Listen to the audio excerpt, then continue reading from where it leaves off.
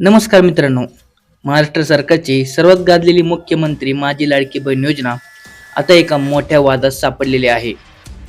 एका बाजूला गरिबातील गरीब महिलांना या योजनेची प्रतीक्षा आहे, तर दुसरीकडे एक धक्कादायक वास्तव समोर आलंय.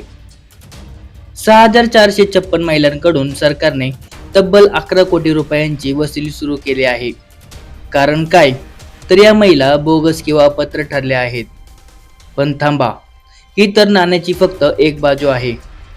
दुसरी बाजू अशी आहे की चक्क 12,756 पुरुषांनी बहीण म्हणून 23 कोटी रुपये लाटले आहेत, पण त्यांच्यावर अद्याप कारवाई का झाली नाही.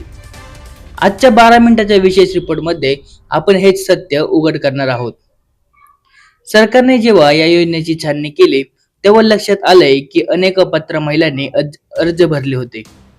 यात प्रामुख्याने त्या महिला आहेत ज्यांच्या कुटुंबाचे उत्पन्न 2.5 लाखाच्या वर आहे, किंवा ज्यांच्या घरात 4 चाकी गाडी आहे, किंवा ज्या स्वतः इन्कम टॅक्स भरतात. सर्वात मोठा धक्का म्हणजे 2,652 सरकारी महिला कर्मचाऱ्यांनी देखील या योजनेचे हप्ते घेतले आहेत.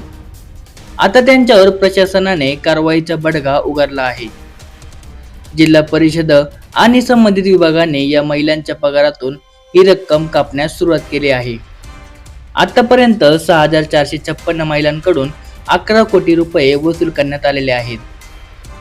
आता वळूयात सर्वात संतापजनक गोष्टीकडे.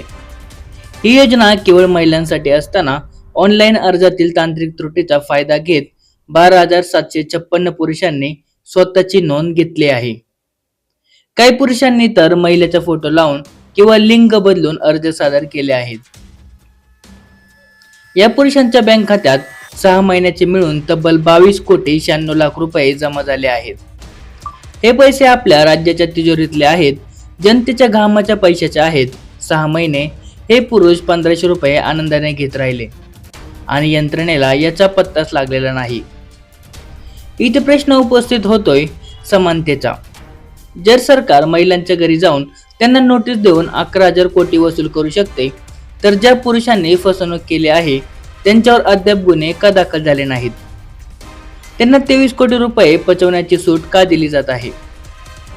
अहवालानुसार महिला व बालविकास विभागाने ऑक्टोबरमध्ये यावर कारवाई करण्याचे आदेश दिले होते. मात्र अनेक महिलेने उलटूनही पुरुषांकडे वसुली झालेली नाही. उलट त्यांना ई-केवायसी दुरुस्तीसाठी एप्रिल अखेरपर्यंत मुदतवाढ दिली जात आहे. ही मुदतवाढ खऱ्या महिलांसाठी आहे की बोगस पुरुषांना वाचवण्यासाठी? हा घोटाळा घडलाच कसा? जेव्हा अर्ज नारी शक्ती दूत किंवा माई सेवा केंद्रावरून भरले जात होते तेव्हा आधार कार्ड आणि लिंक असलेल्या बँक खात्याची पडताळणी का झाली नाही?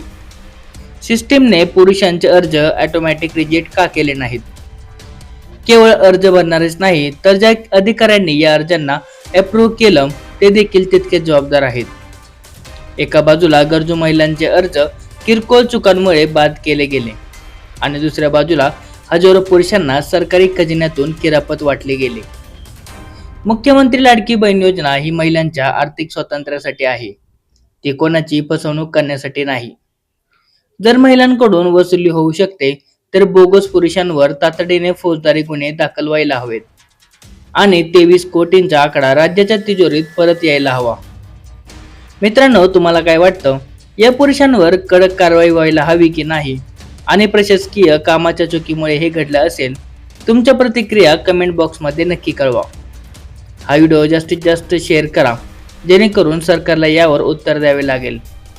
भेटूया पुढच्या अपडेटसह. धन्यवाद.